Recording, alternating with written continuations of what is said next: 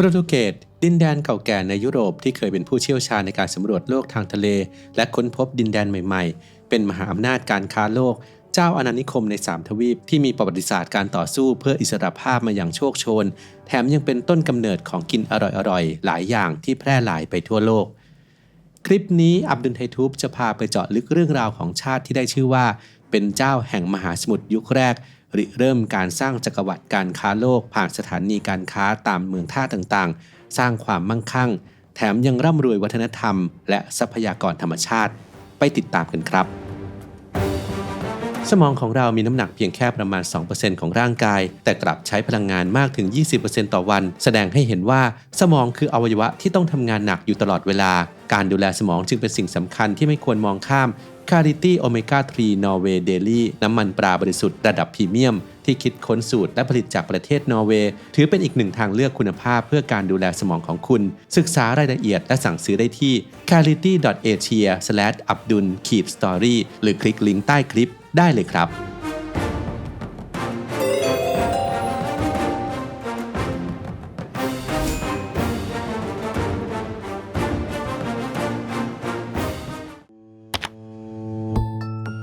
โปรตุเกสนับเป็นหนึ่งในดินแดนที่เก่าแก่ที่สุดของยุโรปอย่างกรุงลิสบอนเมืองหลวงก็มีหลักฐานการตั้งถิ่นฐานของชาวฟินิเซียมาตั้งแต่ 1,200 ปีก่อนคริสตกาล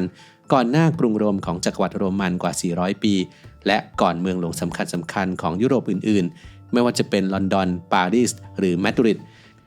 ดินแดนที่เป็นประเทศโปรตุเกสในปัจจุบันเริ่มต้นขึ้นโดยกษัตริย์อัลฟองโซที่1เอนริเกบิดาแห่งชาติที่เป็นส่วนหนึ่งของการทำสงครามเรกองกิสตาอันยาวนานของชาวคริสต์ที่พยายามจะเอาชนะแขกมัวหรือกลุ่มมุสลิมจากแอฟริกาโดยในส่วนของโปรตุเกสสามารถรวบรวมดินแดนต่างๆให้เป็นปึกแผ่นได้ในช่วงปี 1143 และประเทศที่สุดขอบตะวันตกแผ่นดินใหญ่ของยุโรปบนคาบสมุทรไอเบีเรียแห่งนี้อาณาเขตแทบจะไม่มีการเปลี่ยนแปลงมาตั้งแต่กลางศตวรรษที่ 13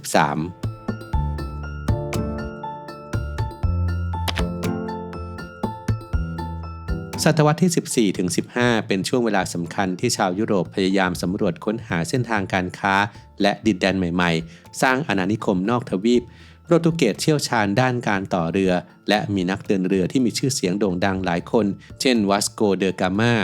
โปรตุเกสเป็นชาติแรกที่เดินทางผ่านแหลมกูดโฮปทางตอนใต้ของแอฟริกาเดินเรือไปจนถึงอินเดียได้สำเร็จ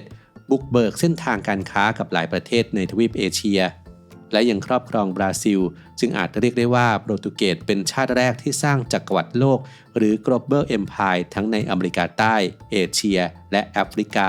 โดยเน้นที่จะสร้างสถานีการค้าตามเมืองท่าสำคัญต่างๆเป็นเจ้าอาณานิคมเฉพาะดินแดนริมฝั่งทะเลหรือเกาะไม่ได้ยึดเอาทั้งประเทศและยังเป็นชาวยุโรปชาติแรกที่เข้ามาเจริญสัมพันธไมตรีกับไทยในสมัยสมเด็จพระรามาธิบดีที่2และมีการสร้างหมู่บ้านโปรตุเกสในสมัยกรุงศรีอยุธยาราวปลายศตวรรษที่ 16 โปรตุเกสเริ่มอ่อนแอลงจนถูกสเปนเข้ายึดครองและกลายเป็นสหภาพไอเบีเรียสร้างความรู้สึกเกลียดชังต่อกันระหว่าง2เชื้อชาติและโปรตุเกสต้องใช้เวลาอีกเกือบ90 ปีจึงทวงคืนประเทศได้สำเร็จแต่ทั้ง2ประเทศก็ยังสามารถจับมือร่วมกันต่อต้านการรุกรานของฝรั่งเศสในสมัยของจักรพรรดินโปเลียนในช่วงศตวรรษที่ 19 ได้สำเร็จก่อนที่จะเกิดความวุ่นวายในประเทศจนระบอบกษัตริย์โปรตุเกสล่มสลายในปี 1910 ทหารทำรัฐประหารโปรตุเกสก้าวไปสู่การปกครองแบบเผด็จการและชาตินิยมในช่วงสงครามโลกครั้งที่2แล้วจึงค่อยเกิดการปฏิวัติคาร์เนชั่นที่ก้าวผ่านมาสู่ระบอบประชาธิปไตยในปี 1974 และทยอยคืนอิสรภาพให้กับดินแดนที่เคยเป็นอาณานิคมและตกอยู่ภายใต้การปกครองโดยมาเก๊าเป็นดินแดนสุดท้ายของยุโรปในเอเชียที่ถูกส่งคืนให้กับประเทศแม่คือจีนในปี 1999 รวมเวลาการอยู่ใต้อานัตของโปรตุเกสนานเกือบ600 ปี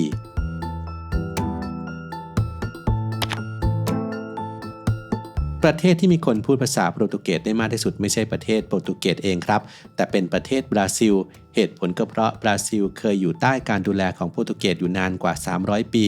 และแม้จะมีชนพื้นเมืองในบราซิลจำนวนมากแต่ภาษาราชการที่ใช้เป็นหลักในการสื่อสารคือภาษาโปรตุเกสและด้วยความที่บราซิลมีประชากร213ล้านคนขณะที่โปรตุเกสมีแค่10ล้านคน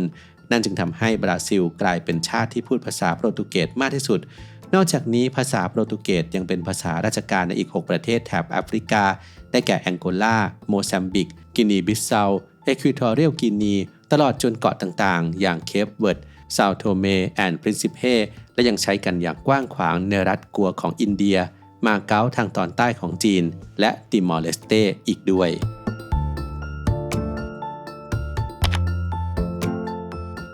1 พฤศจิกายนปี 1755 เวลา 9:40 น.ได้เกิดแผ่นดินไหวครั้งใหญ่โดยมีจุดศูนย์กลางอยู่ในมหาสมุทรแอตแลนติกห่างจากชายฝั่งโปรตุเกส 200 กิโลเมตรแผ่นดินไหวที่เกิดขึ้นเพียง 3-6 นาทีแต่ทำให้เกิดรอยแยกกว้าง 5 เมตรในใจกลางเมืองลิสบอน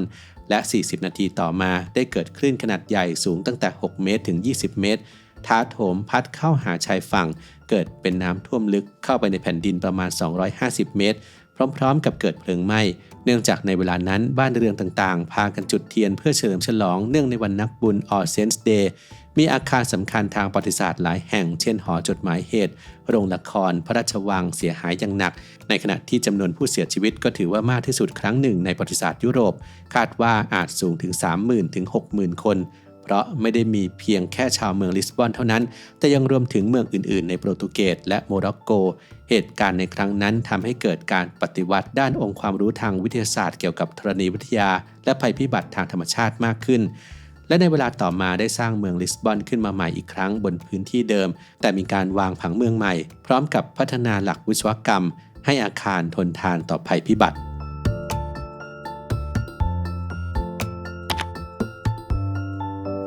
ร้านหนังสือเบอร์ทรานในย่านไบชาเชียอาดูบนถนนแกเรตในกรุงลิสบอนเมืองหลวงของโปรตุเกสเปิดให้บริการมาตั้งแต่ปี 1732 หรือเกือบ 300 ปีโดยร้านที่เห็นอยู่ในปัจจุบันอยู่ในใจกลางเมืองสร้างขึ้นมาใหม่บนที่ตั้งที่ใกล้เคียงกับร้านดั้งเดิมที่เสียหายอย่างหนักหลังเกิดแผ่นดินไหวครั้งใหญ่โดยมีการเปลี่ยนมือเจ้าของแต่ว่าร้านหนังสือแห่งนี้ก็ยังคงเจตนารมณ์เดิมที่มุ่งหวังให้เป็นศูนย์รวมแห่งปัญญาและการจัดงานของศิลปินซึ่งแบรนด์เบอร์ทรานได้กลายมาเป็นร้านหนังสือที่ใหญ่ที่สุดของประเทศด้วยจำนวนสาขามากกว่า 50 แห่งและได้รับการรับรองจาก Guinness Book of Records ว่าเป็นร้านหนังสือที่เก่าแก่ที่สุดในโลก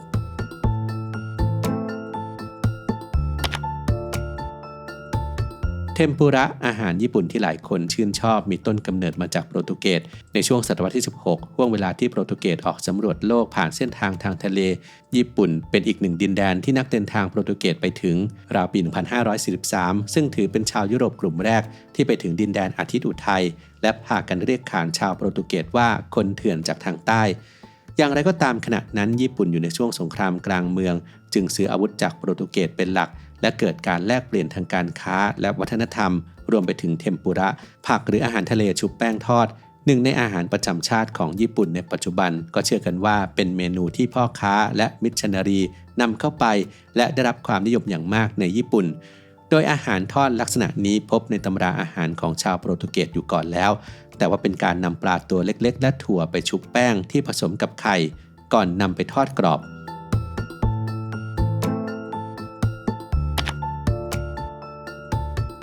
ทาร์ตไข่ขนมที่นิยมรับประทานกันทั่วโลกมีต้นกำเนิดราวศตวรรษที่ 13 โดยเป็นอาหารที่คิดค้นโดยพระจากเฮโรนิโมวิหารสำคัญในกรุงลิสบอนทั้งนี้การซักผ้าในสมัยโบราณชาวโปรตุเกสนิยมนำไข่ขาวมาแปรงลงไปบนผ้าเพื่อให้เสื้อผ้าคงรูปคล้ายกับการลงแป้งรวมไปถึงการนำไข่ขาวไปใช้ในกระบวนการผลิตไวน์ทำให้มีไข่แดงเหลือเป็นจำนวนมากจึงนำมาทำขนมที่ใช้ไข่แดงเป็นส่วนผสมหลักออกมาเป็นทาร์ตคัสตาร์ดไข่เรียกกันว่าพาสเตลเดอร์นาตา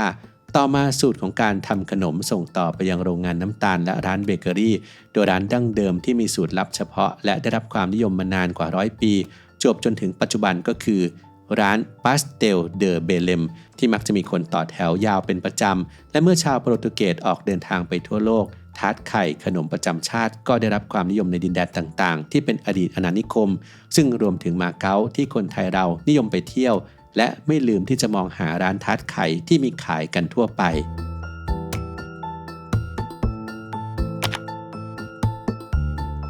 ที่ประเทศโปรตุเกสมีขนมหน้าตาคล้ายกับฝอยทองในบ้านเรามีชื่อเรียกกันว่า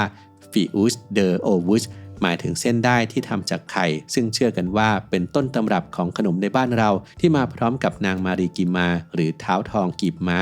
ภรรยาของพระเจ้าวิเชเยนหรือคอนสแตนตินฟอลคอนขุนนางชาวกรีกในสมัยพระนารายมหาราชโดยมาดามฟอลคอนเกิดในสยามแต่มีเชื้อสายโปรตุเกสและญี่ปุ่นเมื่อสามีถึงแก่กรรมทำให้เธอและลูกๆตกอับและต้องมาทำงานในห้องเครื่องสมัยพระเจ้าอยู่หัวท้ายสระและได้คิดค้นสูตรและทำขนมฝอยทองและทองหยิบขึ้นมาถวายจนเป็นที่ยอมรับอย่างไรก็ตามนักประวัติศาสตร์เชื่อว่าคุณเท้าได้รับการถ่ายทอดวิชาทำขนมมาจากแม่ซึ่งเป็นชาวญี่ปุ่นโดยก่อนที่ชาวโปรตุเกสจะเดินทางมาตั้งถิ่นฐานในประเทศไทยก็มีความสนิทสนมกับญี่ปุ่นอยู่ก่อนแล้วและที่ญี่ปุ่นเองก็มีขนมที่หน้าตาคล้ายกับฝอยทองของไทยเรียกว่าเครันโซเมนหรือเส้นบะหมี่ที่ทำจากไข่แดงโดยได้รับสูตรมาจากชาวโปรตุเกสนั่นเอง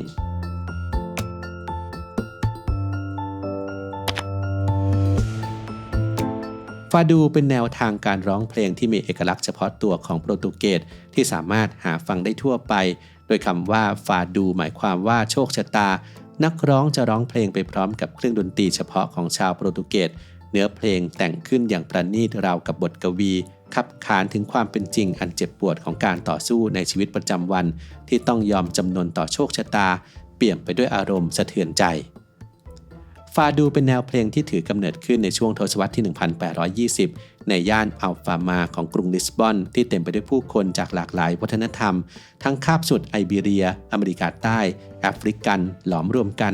จนเกิดเป็นแนวเพลงใหม่ขึ้นมาในอดีตมักร้องกันตามผับและตรอกซอกซอยที่ชนชั้นแรงงานอาศัยอยู่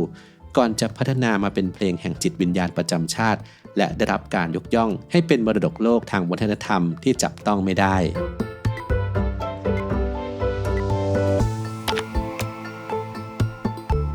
ราว2 ใน 3ของไม้ค็อกทั่วโลกที่มักนำไปทำจุกสำหรับปิดขวดไวน์มาจากโปรตุเกสต้นโอ๊กคอปเป็นไม้พื้นเมืองที่พบได้ทั่วไปในประเทศนี้ซึ่งมีป่าไม้ชนิดนี้ใหญ่ที่สุดในโลกแต่ละต้นอาจมีอายุยืนได้ถึง300 ปีด้วยสภาพภูมิอากาศที่เหมาะสมทั้งปริมาณฝนที่ตกความแห้งแล้งในช่วงสั้นๆความหนาวเย็นอ่อนๆและแสงแดดที่พอเหมาะทำให้ต้นโอ๊กคอปเติบโตได้ดีโดยจะใช้เพียงเปลือกไม้ด้านนอกที่เมื่อลอกออกไปแล้วก็จะงอกกลับคืนมาได้เองตามธรรมชาติอุตสาหกรรมผลิตไม้ค็อกนี้ต้องได้รับอนุญาตจากทางการเพื่อรักษาให้ต้นไม้สามารถเติบโตได้อย่างต่อเนื่องสำหรับคนที่ชื่นชอบประวัติศาสตร์ศิลปะโปรตุเกสยังมีสถาปัตยกรรมอันเป็นเอกลักษณ์ที่น่าสนใจหลายแห่งอาทิพระราชวังแห่งชาติเปนาปราสาทหลากสีสันบนยอดเขาในเมืองซินตรารวมไปถึงศิลปะกระเบื้องอาซูเลโฮที่ได้รับอิทธิพลจากแขกมัวและมีการพัฒนามาเป็นการวาดลวดลายบอกเล่าเรื่องราวทางประวัติศาสตร์บนผนังใช้ตกแต่งทั้งภายในและภายนอกอาคารได้อย่างสวยงามโดยส่วนใหญ่นิยมใช้สีน้ำเงินขาวเป็นหลัก